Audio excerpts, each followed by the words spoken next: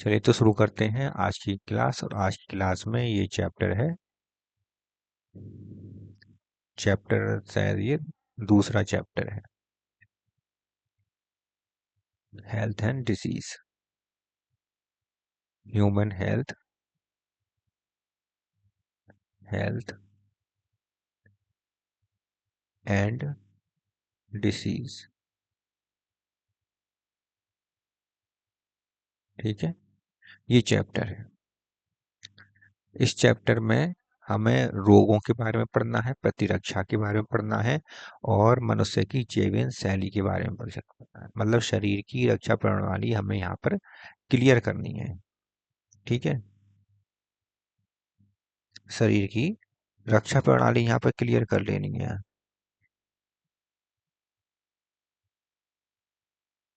Reproductive health, human health and disease, या फिर इसका नाम क्या होगा, चैप्टर का नाम रिप्रोडक्टिव हेल्थ, रिप्रोडक्टिव हेल्थ, ये नाम होगा। और चैप्टर नंबर है 3। चैप्टर कौन सा है? 3। ठीक है, इसे चलिए शुरू करते हैं हम। ठीक है, ये क्या दिखाया गया है डायग्राम में? ये मनुष्य है और मनुष्य के चारों तरफ इसकी रक्षा प्रणाली है, जो रोगाणुओं से, वायरस से, बैक्टीरिया से, ये बैक्टीरिया दिखाया गया, ये वायरस दिखाया गया है। तो वायरस और बैक्टीरिया से इसकी रक्षा कर रहा है। ठीक है, अगला देखिए, स्वास्थ्य क्या है? परिभाषा आती है स्वास्थ्य क्या है। तो प्राचीन जीव जो पहले ओल्ड व्यू जो था, प्राचीन जीव विचारधारा जो थी, उसमें हिप्पोक्रेट्स थे, उनके भारतीय कुछ आयुर्वेदिक थे, वो सब ये क्या आयुर्वेद थे, वो सब क्या मानते थे कि जो ह्यूमर होता है, गुड ह्यूमर, उसका ह्यूमर जो था उसका संतुलन होना चाहिए, एक विशेष प्रकार का संतुलन होना चाहिए, जो जितना अधिक है कम है उतना एक संतुलन की अवस्था में होना चाहिए। जैसे कि रक्त है, पीला पित्त, काला पित्त, कफ है। ठीक है, तो ये ह्यूमर का एक बैलेंस में होना चाहिए, तो उसे हम गुड ह्यूमर कहते हैं। क्या कहते हैं उसको? जब बैलेंस होता है, संतुलित होता है, तो उसे कहते हैं good humour. Good humour, good humour कहते हैं उसे। हैं? बात, पित्त और कफ, ये तीनों बैलेंस होने चाहिए शरीर के अंदर। ठीक है, तो वो अगर ये सब तीनों बैलेंस है तो वो गुड ह्यूमर है। गुड ह्यूमर मतलब वो स्वस्थ है व्यक्ति। यदि काला पित्त है, काले पित्त वाला है, ब्लैक वाइल वाला व्यक्ति है, तो वो गर्म व्यक्तित्व होगा, उसका गुस्सैल टाइप का होगा वो, और उसे बुखार बहुत ज्यादा आता होगा। ये सब विचार प्राचीन जीव विचारधारा के अंतर्गत बताया गया था। लेकिन अब नई आधुनिक परिभाषा जो दी गई है, या आधुनिक दृष्टिकोण से, वैज्ञानिक दृष्टिकोण से हमें क्या पता चलता है कि एक साइंटिस्ट हुए थे, विलियम हार्वे। विलियम हार्वे जो थे, इन्होंने क्या रक्त परिसंचरण तंत्र या सर्कुलेटरी सिस्टम की खोज करी थी।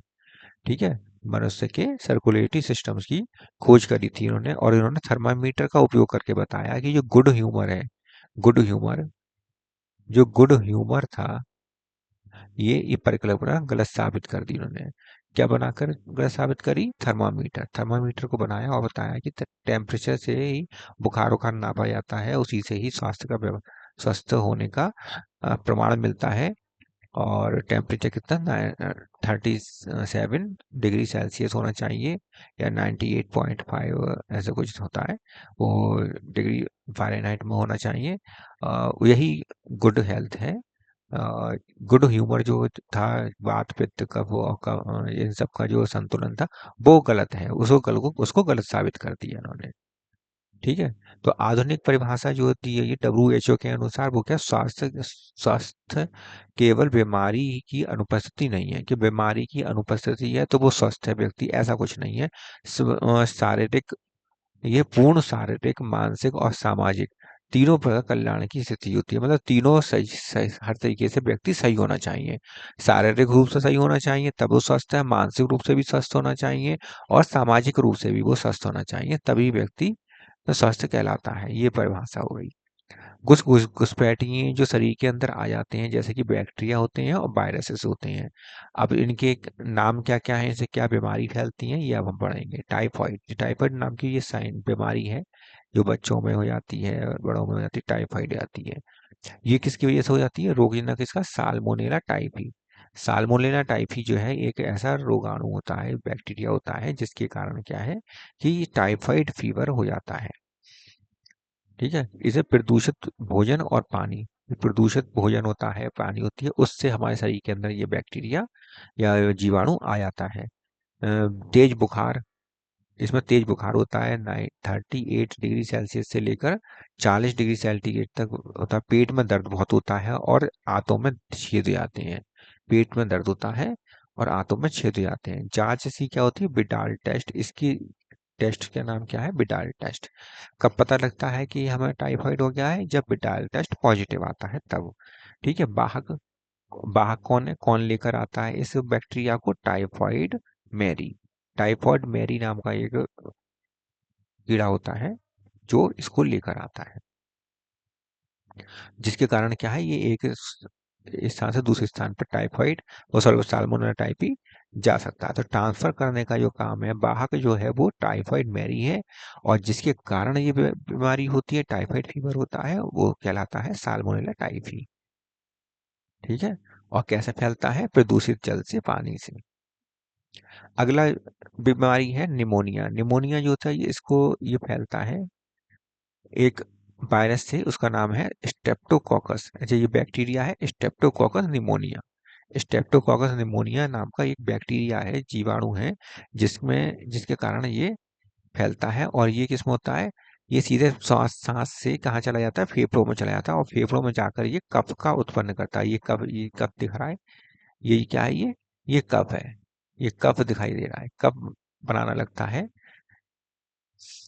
एल्वियोलाई में तरल भरना, एल्वियोलाई में तरल बन जाता है, कफ जिसे कहते हैं, तरल बन भर जाता है।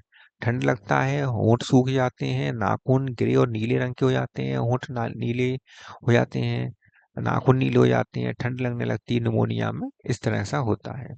सामान्य जुकाम जो होता है, कोल्ड फीवर, कोल्ड, सामान्य जुकाम, उसको राइनो वायरस द्वारा होता है, ये वायरस द्वारा होता है।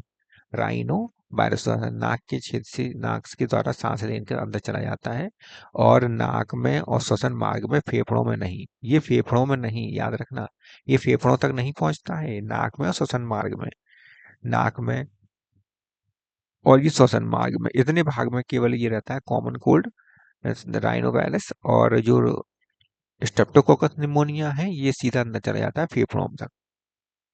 और अवधि कितनी दी हुई है? 3 से लेकर 7 दिन, 3 से लेकर 7 दिन के अंदर अंदर ये जुकाम हो जाता है। अगर आज आपको ठंड लगनी शुरू हुई है और कैसे ये जो कोल्ड राइनो वायरस अंदर चला गया है, तो तीसरे दिन तक आपको ये जुकाम, सर्दी, बुखार हो जाएगा।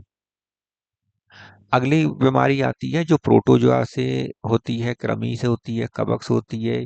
जैसे कि प्रोटोजोआ में आता है अमीबता, अमीबिएसिस रोग। कौन सा रोग है? अमीबिएसिस रोग। ये रोगजनक एंट अमीबा हिस्टोलिटिका के कारण होता है। घरेलू मक्खी द्वारा ये वाहक, घरेलू मक्खी अपने टांगों में इनको चिपका कर एक स्थान से दूसरे स्थान तक फैलाती रहती है। और मल में अत्यधिक श्लेष्मा और रक्त के थक्के आते हैं, रक्त के थक्के और अत्यधिक श्लेष्मा, म्यूकस बहुत अधिक आता है।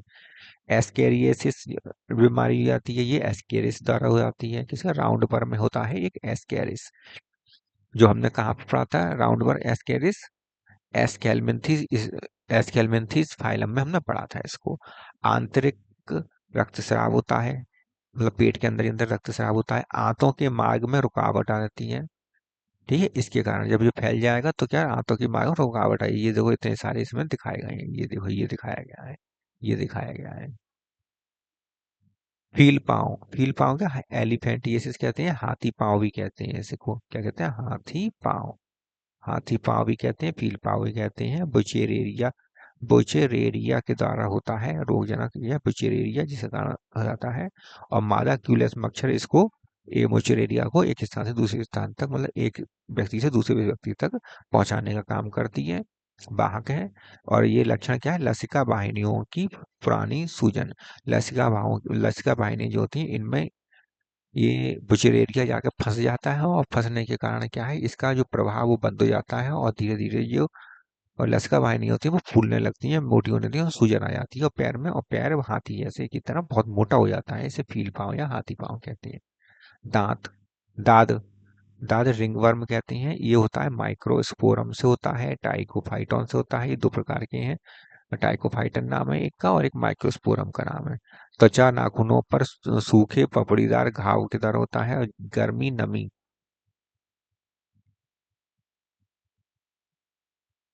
त्वचा नाखूनों में सूखे और पपड़ीदार घाव के कारण होता है, गर्मी नमी के कारण होता है। गर्मी पड़ती है, बहुत ज़्यादा नमी रहती है, पसीने के कारण नमी रहती है। तो एक ही स्थान पर काफ़ी समय तक पसीने के कारण नमी रहेगी, तो उसमें क्या हो जाता है, माइक्रोस्पोरम पनपने लगते हैं या टाइकोफाइटन पनपने लगते हैं, और ये त्वचा और नाखूनों में पीपड़ीदार इन जगह पर, जब जैसे जैसे दिखाया गया है डायग्राम में, इस तरह से हो जाता है, लाल लाल सा खुजली मचती है इसमें। मलेरिया का जीवन चक्र, लाइफ साइकिल ऑफ मलेरिया, इसमें देखिए क्या होता है कि रोगजनक कौन है, प्लाज्मोडियम फाल्सीपेरम सबसे घातक होता है, ये रोगजनक है, रोग उत्पन्न करता है, मलेरिया रोग उत्पन्न करता है। और इसको एक व्यक्ति से स्वस्थ मनुष्य तक ले जाने का काम करता है मादा एनाफिलीज मच्छर करता है। कौन करेगा इसका ना काम, ये काम करता है, वाहक का काम करता है मादा एनाफिलीज मच्छर, जो इन्फेक्टेड पर्सन है उसका खून को चूसते हैं, और जो इन्फेक्टेड नहीं है पर्सन, वहां पे उसके जाके काट कर उसके अंदर प्लाज्मोडियम फैल्सीपेरम को पहुंचा देती हैं। ठीक है। तो सबसे पहले क्या होता है, जैसे कि ये हैंड है, हाथ है, और हाथ में मच्छर ने काटा, तो मच्छर ने काटा तो क्या, मच्छर ने क्या चीज पहुंचाया इसमें, स्पोरोजोइड्स, प्लाज्मोडियम फाल्सीपेरम का स्पोरोजोइड इसमें डाल देता है वो, शरीर के अंदर मानव के शरीर में प्रवेश कर जाते हैं। इसके बाद फिर लीवर में चला जाता है, मनुष्य के लीवर में चला जाता है। परजीवी यकृत कोशिकाओं में अलैंगिक रूप से प्रजनन करते हैं और कोशिकाएं को ये नष्ट करते रहते हैं। ठीक है। परजीवी जो होते हैं, स्पोरोजॉइट्स आते हैं, इस कोशिकाओं में जाते हैं, अलैंगिक जनन करते हैं। अलैंगिक जनन किस में करते हैं, लीवर सेल्स में, और लीवर सेल्स को ये डैमेज करने लगते हैं। इसके बाद क्या होता है, फिर ये आरबीसी में पहुंचते हैं, यहाँ से आरबीसी पर हमला कर देते हैं, और हीमोजॉइन का निकल वहां पर ये और ग्रोथ करते हैं अपनी, और ग्रोथ करने के बाद जब हीमोजॉइन मतलब आरबीसी को फाड़ते हैं, जब बाहर निकलते हैं तो हीमोजॉइन भी साथ में निकलता है। और जैसे ही हीमोजॉइन बाहर निकलता है, ठंड लगती है, और ठंड लग के 3-4 दिन बाद ठंड लग के फिर बुखार आने लगता है। तो जितनी बार आरबीसी फटेंगी और हीमोजॉइन निकलेगा, उतनी बार ठंड लग के बुखार आएगा। मादा मच्छर संक्रमित व्यक्ति से अब ये संक्रमित व्यक्ति है जिसके जिसके अंदर आरबीसी में लाडोदी कणिकाओं में ये हीमोजॉइन निकल रहा है। अब यहाँ से जो गैमीट बनेंगे, ये गैमीट को कौन लेगा, मच्छर लेगा। तो ये मच्छर जो है, एनाफिलीज मच्छर क्या काम करेगा, ब्लड को सक करेगा। ब्लड को जब चूसेगा तो मादा मच्छर जो है वो संक्रमित व्यक्ति से गैमिटोसाइट्स को लेती है। किस चीज को वो अपने पेट में लेती है, गैमिटोसाइट्स को लेती, गैमिटोसाइट्स है, और देती क्या है मनुष्य को, स्पोरोजाइट। क्यों देती है, क्योंकि गैमिटोसाइट जब ले लेती है तो ये गैमिटोसाइट मच्छर के अंदर ही अंदर मच्छर की आंत में निषेचित करते हैं, और स्पोरोजोइट लार्त ग्रंथि तक पहुंच जाते हैं। सही है। तो गैमिटोसाइट्स जो है मेल गैमिटोसाइट और फीमेल गैमिटोसाइट, ये दोनों मिलकर क्या कहते हैं, निषेचन करते हैं, और निषेचन के बाद फिर ये जाइगोट बनता है, और जाइगोट बनता है, और जाइगोट से क्या बनता है, स्पोरोजॉइट बनता है। ये स्पोरोजॉइट इसके कहाँ पहुंच जाता है, लार में, लार ग्रंथि लाल ग्रंथि में पहुंच जाता है, और लाल ग्रंथि से फिर ये जब नए व्यक्ति को काटती है तो वहां पर स्पोरोजोइट को ये छोड़ देती है। ठीक है। तो इतना तो हो जाता है मच्छर के अंदर लाल ग्रंथि तक पहुंचता है, स्पोरोजोइट छोड़ देते हैं, और फिर स्पोरोजोइट से लीवर के बाद फिर लाल रुधिर कणिकाओं में, और फिर वहां से फिर दोबारा ये जीवन चक्र बार बार चलता रहता है। रक्षा प्रणाली क्या है, सहज प्रक्रिया, इन्नेट इम्यूनिटी होती है, आ, और दूसरी जो होती है वो कौन सी होती है, वो कहते हैं उपार्जित प्रतिरक्षा होती है, एक्वायर्ड इम्यूनिटी होती है। तो पहले हम पढ़ेंगे सहज इम्यूनिटी, मतलब इन्नेट इम्यूनिटी, जन्म के समय से मौजूद जन्म के समय से ही मौजूद होती है, उसको हम कहते हैं इन्नेट इम्यूनिटी, या ठीक है। तो कौन कौन सी होती है जो जन्म के समय से मौजूद है, शारीरिक अवरोध होते हैं जी। एक इम्यूनिटी है हमारी, सुरक्षा प्रणाली है एक हमारी, क्या, त्वचा, जो बाहर के जीवाणुओं को त्वचा हमारे अंदर आने से रोकती है। श्लेष्म म्यूकस, हमारे नाक के अंदर म्यूकस होता है। ये म्यूकस जीवाणु बैक्टीरिया को पकड़ लेता है और अंदर जाने नहीं देता है। ठीक है। दूसरा आता है, ये तो हो गया एक। दूसरा आता है कायिक अवरोध। कायिक अवरोध का मतलब है कुछ ऐसी चीजें हैं जैसे कि अगर बाई चांस अंदर चला गया या आंखों के अंदर चला गया तो आंखों में से आंसू निकलेंगे और वो उसको नष्ट करेंगे। ठीक है। मुंह से लार निकलेगी और लार में जो क्या होता है, लार में एंजाइम्स होते हैं जो उसको पचा डालेंगे। ठीक है। इसके अलावा अगर फिर भी अंदर चला गया पेट तक तो पेट में एसिड होता है, एसिड इसको पचा डालेगा। ठीक है। तो ये कायिक अवरोध है, इसे फिजियोलॉजिकल बैरियर कहते हैं। पहले वाले त्वचा और श्लेष्म में क्या थे, फिजिकल बैरियर थे, शारीरिक अवरोध थे। ये कायिक अवरोध थे जो फिजियोलॉजिकल बैरियर हैं, जो फिर कुछ फिजियोलॉजी करते हैं तब जाके अब हमको बचाते हैं। तीसरी आती है इसके बाद कोशिकीय अवरोध। अब इसके अंदर भी चलेगा, यहाँ से भी बच जाते हैं तो कोशिका में चले जाते हैं। कोशिकीय अवरोध, कोशिकीय में अवरोध में क्या है कि जब ये सब जीवाणु जो हैं या वायरस जो हैं जैसे खून के अंदर चले जाते हैं तब कोशिकाएं होती हैं कुछ WBC कोशिकाएं, श्वेत रुधिर कणिकाएं। ये न्यूट्रोफिल्स होती हैं, मोनोसाइट्स होती हैं, मैक्रोफेज होती हैं। ये क्या काम करते हैं कि बैक्टीरिया को खा जाते हैं और खा के उसको खत्म कर देते हैं। ठीक है। ये तीसरी इम्यूनिटी हुई। चौथी इम्यूनिटी कौन सी है, साइटोकाइनिन अवरोध, ये सबसे लास्ट की है। साइटोकाइनिन अवरोध, साइटोकाइनिन अवरोध में क्या होता है कि इसमें कुछ कोशिकाएं होती हैं जिनके ऊपर जो वायरस हमला कर देता है। अब वायरस जब हमला कर देगा तो वायरस क्या, जो सेल्स होती हैं वो क्या काम करती हैं, ये एक प्रकार का प्रोटीन बनाती हैं। उस प्रोटीन को कहते हैं इंटरफेरॉन। क्या कहते हैं इसको, इंटरफेरॉन बनाती हैं। और ये इंटरफेरॉन अपने आसपास की कोशिकाओं तक फैला देती हैं, भेज देती हैं। जब आसपास की कोशिकाओं के पास इंटरफेरॉन आता है तो वो अपने लिए बचने के लिए कुछ ना कुछ इंतजाम कर लेते हैं जिससे कि बैक्टीरिया इनके ऊपर आए तो उसको जो पहले से नष्ट कर दें। ठीक है। तो आसपास की कोशिकाओं को बचाने के लिए, वायरस से बचाने के लिए क्या काम करती हैं कि ये कोशिकाएं जो वायरस से इन्फेक्टेड हो गई हैं वो इंटरफेरॉन को बनाती हैं और आसपास की कोशिकाओं तक उसको पहुंचाती हैं। दूसरा आता है भाग टू, उपार्जित प्रतिरक्षा, एक्वायर्ड इकोसिस्टम। इसमें स्मृति पर आधारित होते हैं, बेस्ड ऑन द मेमोरी। ये मेमोरी पर आधारित होते हैं। जैसे कि लिम्फोइड सेल्स होते हैं, लिम्फोसाइट्स होते हैं। कौन होते हैं ये, लिम्फोसाइट। लिम्फोसाइट कोशिकाएं होती हैं। ये क्या होती हैं, दो प्रकार की होती हैं। एक तो बी लिम्फोसाइट होती हैं, एक टी लिम्फोसाइट होती हैं। बी लिम्फोसाइट जो होती हैं ये अपने, ये कोशिकाएं ऐसी होती हैं बी लिम्फोसाइट जो बनती तो बोन मैरो में है। कहाँ बनती हैं, बोन मैरो में बनती हैं। दोनों ही बोन मैरो में बनती हैं। लेकिन बी लिम्फोसाइट जो है वो बोन मैरो के अंदर ही परिपक्व होती हैं और बड़ी हो जाती हैं। और बड़ी होने के बाद फिर ये बी लिम्फोसाइट बन जाती हैं। और बी लिम्फोसाइट क्या करते हैं, एंटीबॉडी को बनाते हैं। ये सब क्या है, ये एंटीबॉडी है। Antibody, antibody. ठीक है, ये एंटीबॉडी है। ये एंटीबॉडी को बनाती हैं और एंटीबॉडी फिर बैक्टीरिया को या वायरस को ये खत्म करने का काम करते हैं। तो एंटीबॉडी का निर्माण करती हैं, की सेना बनाती हैं। लेकिन टी लिम्फोसाइट जो है ये बोन मैरो में बनती हैं और ये फिर परिपक्व होने के लिए थाइमस में चली जाती हैं। और थाइमस ग्रंथि में जाकर वहां पर ये परिपक्व होती हैं, इसलिए इनको टी लिम्फोसाइट्स, लिम्फोसाइट कहते हैं। और ये स्वयं तो एंटीबॉडी नहीं बनाती हैं लेकिन ये बी लिम्फोसाइट्स की मदद करती हैं।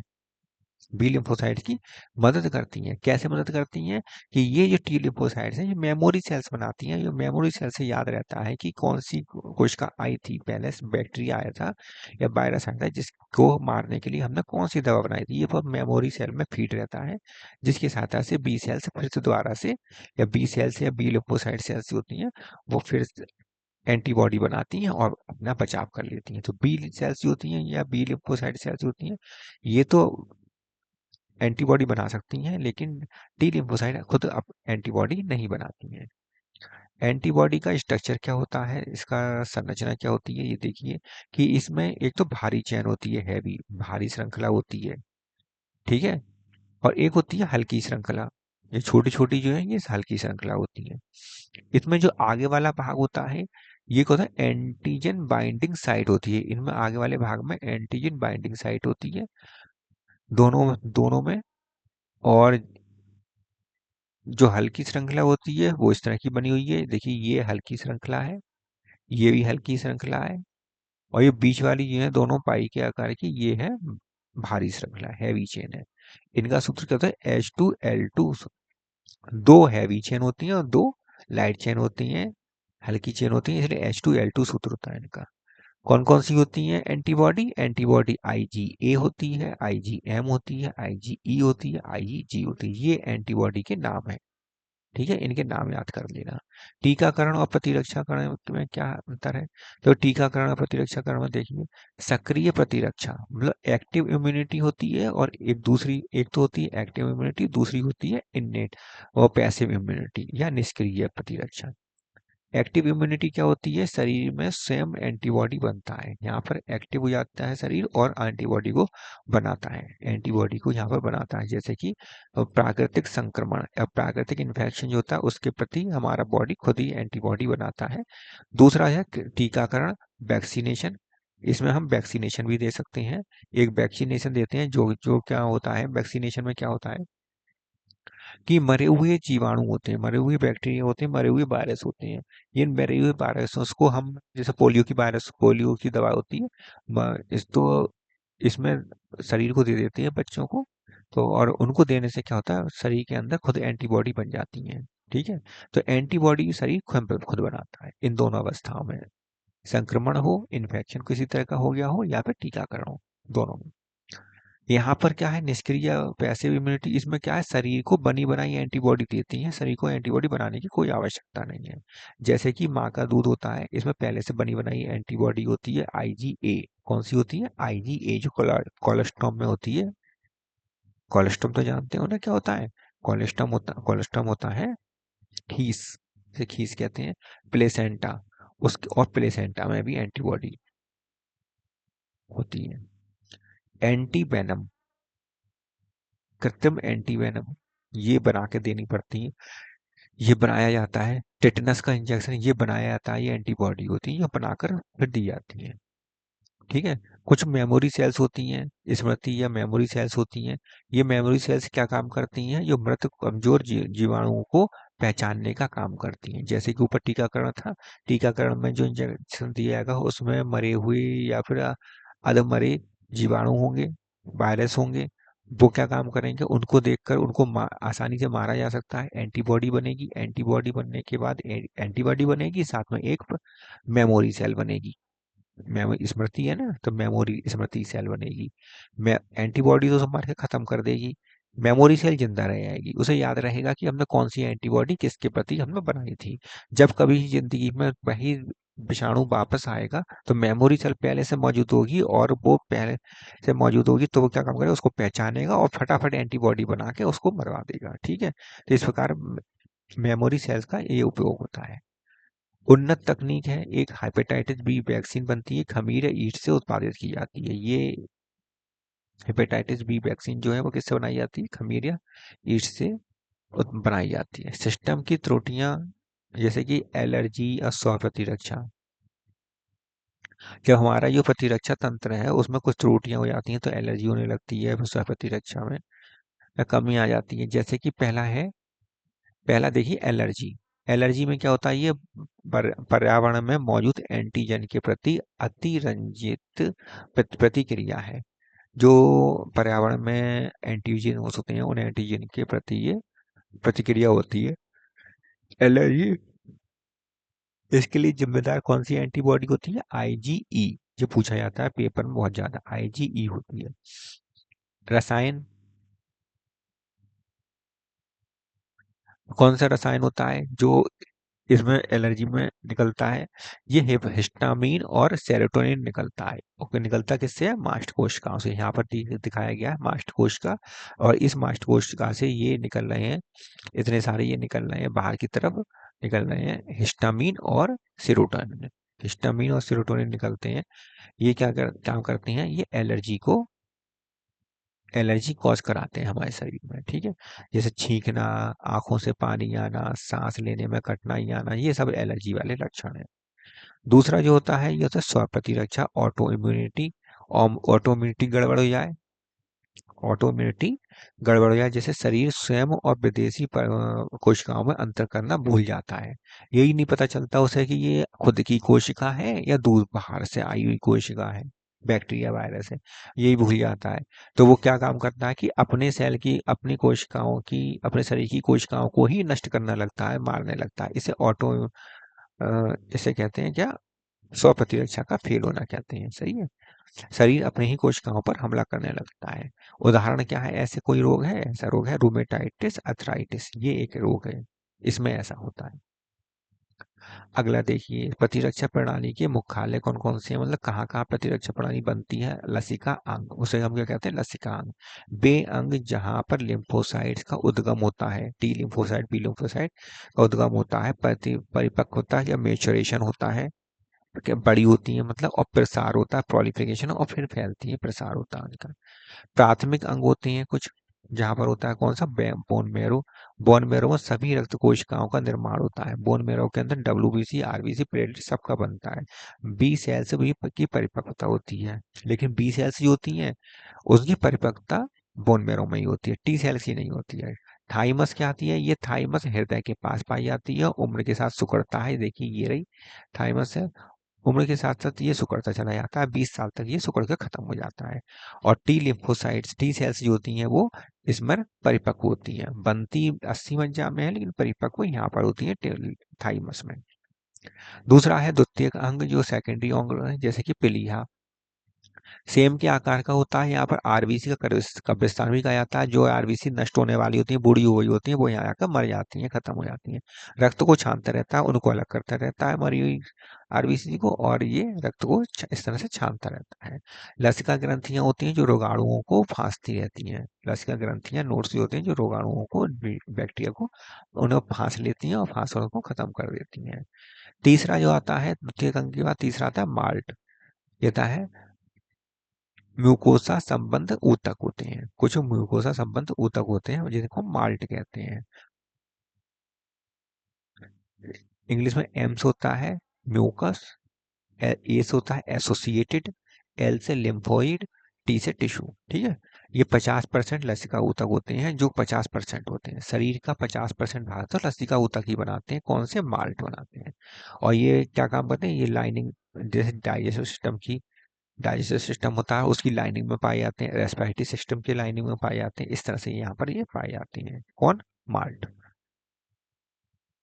इसके बाद देखिए एड्स, एड्स के बारे में, एड्स का पूरा नाम क्या है, ह्यूमन इम्यूनो डेफिशिएंसी वायरस कहते हैं, एचआईवी, जिसके कारण एड्स होता है। और एड्स का पूरा नाम क्या होता है, एक्वायर्ड इम्यूनो डेफिशिएंसी वायरस।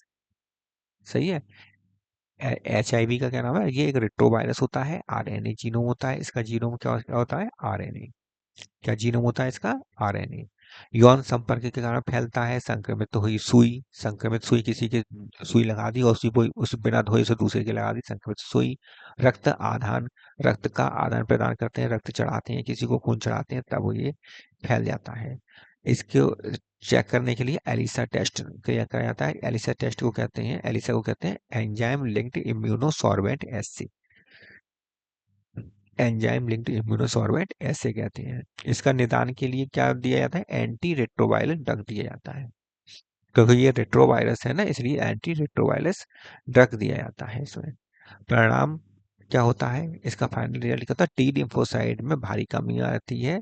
और जब टी लिम्फोसाइट में भारी कमी हो जाएगी, बहुत कम हो जाएंगे वो, तो कोई भी बैक्टीरिया आसानी से हमें हमें हमारे ऊपर अटैक कर सकता है और रोग उत्पन्न कर सकता है। जो एचआईवी होता है, ये एचआईवी हमारे सेल्स के अंदर जाता है, बॉडी के अंदर जाता है, और सेल के अंदर जाने के बाद ये अपने आरएनए को इसमें छोड़ देता है।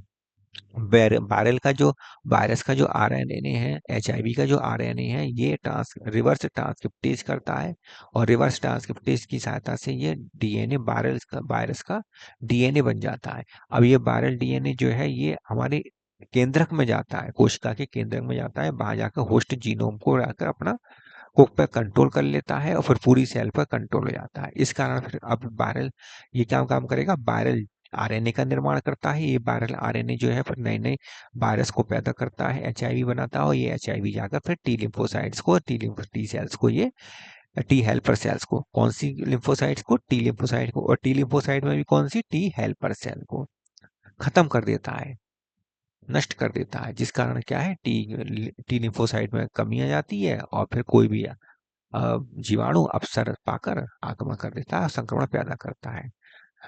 कैंसर, कैंसर में क्या होता है कि सामान्य कोशिका होती हैं, वो तो नियंत्रित कोशिका होती हैं, नियंत्रित वृद्धि करती हैं नियंत्रित रूप से।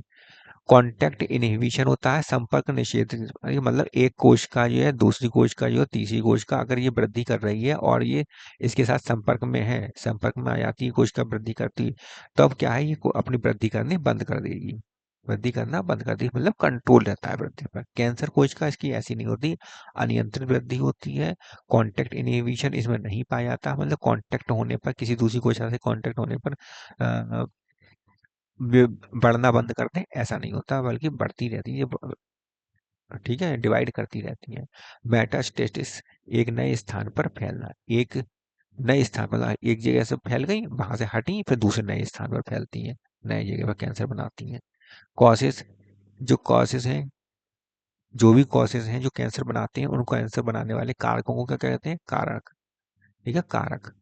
कौन कैंसर बनाने वाले, पैदा करने वाले कारकों को कहते हैं? कार्सिनोजेंस कहते हैं। क्या कहते हैं इसे? कार्सिनोजन। कार्सिनोजन, कार्सिनोजन कहते हैं। और कार्सिनोजन कौन कौन से होते हैं? एक तो फिजिकल कार्सिनोजन होते हैं, जैसे एक्सरे, एक्सरे कराने जाते हैं तब ऐसा हो जाता है। यूवी रेज, अल्फा, जो सूरज की जो यूवी रेज होती है उनके कारण भी होता है। केमिकल, तंबाकू का धुआं, ये भी कार्सिनोजन होता है। और बायोलॉजिकल, ऑन्कोजेनिक वायरस, कुछ बायोलॉजिकल होते हैं जैसे ऑन्कोजेनिक वायरस, ये भी कार्सिनोजेनिक होते हैं। कुछ नशीली दवाएं होती हैं जैसे ओपोइड्स या कैनाबिनॉइड्स। ओपोइड्स में क्या होता है कि ये खसखस का पौधा जो होता है, पॉपी प्लांट जो होता है, उससे प्राप्त होता है। हेरोइन, स्मैक इससे बनाया जाता है, रासायनिक रूप से ये डाई एसिटाइलिन मॉर्फिन होता है। हेरोइन कहते हैं या फिर स्मैक कहते हैं इसको, और ये डाई एसिटाइल मॉर्फिन होता है। इस केमिकली ऐसा होता है, डाई एसिटाइल मॉर्फिन होता है। हेरोइन इसमें किसके नाम है, और खसखस के पौधे से या फिर ये से कहते हैं पॉपी प्लांट से हमें प्राप्त होते हैं। अवसाद, प्रभाव क्या करता है? ये अवसाद डिप्रेसेंट, मतलब डिप्रेसेंट, इंसान डिप्रेस हो जाता है, शरीर शरीर के कार्यों को धीमा कर देते हैं ये। ठीक है। कैनेबिनॉइड्स ये क्या होते हैं? ये भांग का पौधा होता है, कैनाबिनस, कैनाबिस सटाइवा जिसे कहते हैं, भांग को कहते हैं। इसका किस रूप में पाया जाता है? मार्केट में मिला मैरिजुआना के रूप में, हशीश के चरस, गांजा। मैरिजुआना बनाया जाता है, हशीश, चरस, गांजा इससे बनाया जाता है। और हृदय प्रणाली पर प्रभाव डालता है, कार्डियोवैस्कुलर सिस्टम पर ये असर डालता है। ठीक है, दिल पर ये असर डालता है, कार्डियोवैस्कुलर सिस्टम पर फर्क डालता है। कैनाबिस सटाइवा या भांग का पौधा। कोकीन और तंबाकू, कोकीन तंबाकू क्या होता है? ये एरिथ्रोजाइलम कोका, साउथ अमेरिका में पाया जाता है कोकीन। ये एथोजाइलम कोका साउथ अमेरिका में पाया जाता है। और इससे क्रिया क्या होती है? डोपामाइन परिवहन में हस्तक्षेप, जो हमारे शरीर के अंदर डोपामाइन बनता है उसकी प्रणाली को ये खत्म करता है, नष्ट करता है, मतलब उसमें हस्तक्षेप करता है। उत्साह बढ़ती है, बढ़ी हुई ऊर्जा, मतलब उत्साह वर्धक होता है, उत्साह बढ़ाता है, बड़ी अधिक ऊर्जा बनती है। और जिसके कारण इतनी ज्यादा अधिक ऊर्जा बन जाती है, मति भ्रम हो जाती है, हेलुसिनोजिनेशन, हेलुसिनेशन की क्रिया आती है, मति भ्रम हो जाती है, जाने क्या हवा में उड़ने लगता है इंसान, क्या ऐसा सब होने लगता है। तंबाकू, देखिए तंबाकू जो होता है इसमें निकोटीन पाया जाता है, निकोटीन एडेनाइलिन छोड़ता है, और ये बीपी को बढ़ाता है, हृदय गति को बढ़ाता है। खतरा क्या है? कार्बन मोनोऑक्साइड जो इसके अंदर बनती है वो ऑक्सीजन की क्षमता को कम कर देती है। ऑक्सीजन, हीमोग्लोबिन से मिलती है carbon monoxide, CO। Carbon monoxide बनती है, कार्बन मोनोऑक्साइड से बनती है, और कार्बोक्सी हीमोग्लोबिन बना देती है, और फिर ये किसी काम की नहीं रहती, फिर ये कभी भी ऑक्सीजन को कैप्चर नहीं कर पाती है। ठीक है, इस कारण हीमोग्लोबिन खराब हो जाता है। फेफड़ों पर कैंसर, फेफड़ों का कैंसर और ब्रोंकाइटिस, फेफड़ों का कैंसर और ब्रोंकाइटिस इसके कारण होता है। मति भ्रमक कारक कौन कौन से हैं? ये मति भ्रम करने वाला एक तो कोकीन हो गया, और कौन कौन से हैं? एट्रोपा बेलोडोना और धतूरा, धतूरा भी है और एट्रोपा बेलोडोना है और कोकीन है, ये मति भ्रम करते हैं। लत और दुष्प्रभाव, एडिक्शन और साइड इफेक्ट क्या क्या है इसमें देख लीजिए।